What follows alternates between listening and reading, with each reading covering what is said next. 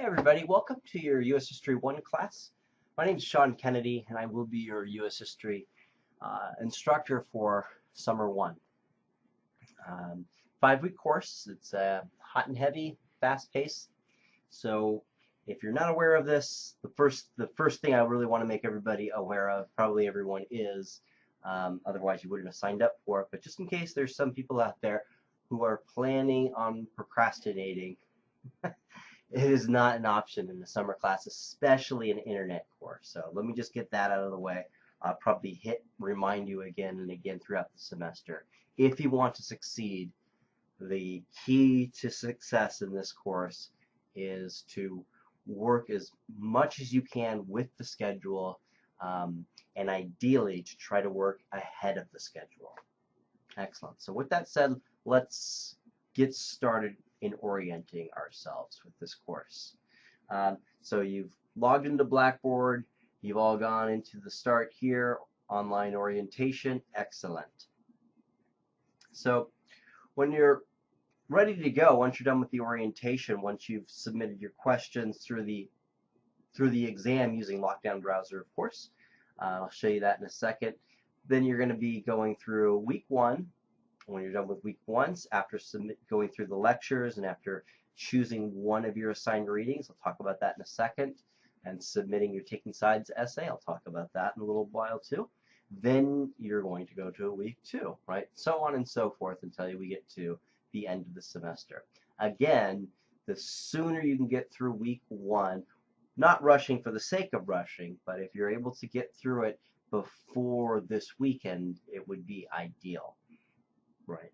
You want to give yourself a little bit of wiggle room towards the end of the semester in case things go wrong and maybe you need a break, right? Right now you might have a little bit of energy and you can go through it. Towards the end of the semester, toward 5 weeks from now, you won't, right? So let me just show you how to navigate in this course. So when you're ready to go, you're going to go to week 1. All of the content will always be available in the second link. The announcements are up here. You want to check those periodically. I will announce what's what. If there's things that are changing in the course, if I need to make adjustments, I'll let you know, and all of that. But to begin, you want to go to week 1. And the first thing I would do in week 1 is I would hit the study guide. Yay, you got the study guide. Excellent. Print that out, and then you'll have it, right? And so you're going to have a series of identifications, and you're going to have essay questions, right? All of this is preparation for the weekly exams, right? There's 5 exams this semester. Print that out and just have that. First thing you want to realize is you want to go through all of these links that are listed under lectures. Always go through each link, beginning with the age of expansion, working your way through until you're done with salutary neglect. And then you're going to choose one of these links here that are bullet point under assigned readings for your Taking Sides essay. And I'll talk about that in a separate video in just a little bit. Right here, I just want you to getting everyone familiar with how to navigate. So let's just open up the first lecture here just so we'll all see it collectively. What I would do if I were you is I would physically write down in your notebook that you have designated for this course, and you should have a notebook dedicated for this course, is this essay prompt right here. Write it down with a pencil or a pen. Discuss the age of expansion and conquest and its various stages of development. In your discussion, give examples of each phase of its development and show what the motivating forces were that finally induced England into colonization. Right? Write that down, and then to respond to that, you're going to go through each of these videos here, these learning objectives. 1, 2, 3, and 3 is it for this one. 3 will be a small one. Some of them will have 2. Generally speaking, they'll each have 4 to 5 videos to go through so you can respond to each essay prompt. The notes are the PowerPoint's right there, and the notes are right there. What I would do is I would print these notes out and have them right next to you while you're watching the videos. That way you can take notes as you're watching the video. And do take notes. Some students don't take notes. It's open note, the exam, so you might as well take as many notes as possible. I'll talk more in detail on what you should do. But this will be a handy thing to have nearby as you're going through the lectures in order to take notes and just to kind of reinforce what it is you're viewing. When you are done going through all of the material, Age of Expansion, the development of slavery in Virginia, the colonies, salutary neglect, then you are ready to take the exam, right? You'll click here. You make sure you go through Lockdown Browser. If you haven't done that already, you want to make sure you're going through Lockdown Browser. Opening up Blackboard through Lockdown Browser to take the exam. Otherwise, you won't be able to do it. So you'll go right here. The exam will have 5 identifications. Exam 1 will, and 2 essay prompts. Right, it'll be randomly chosen from that list of lectures that you saw there. Right. So there's 3 essay prompts available in week 1. So 2 of those will be randomly chosen. There are about 10 identifications. 5 of those will be randomly selected once you click begin on the exam. And then when you're ready to submit your taking sides, you'll just click here.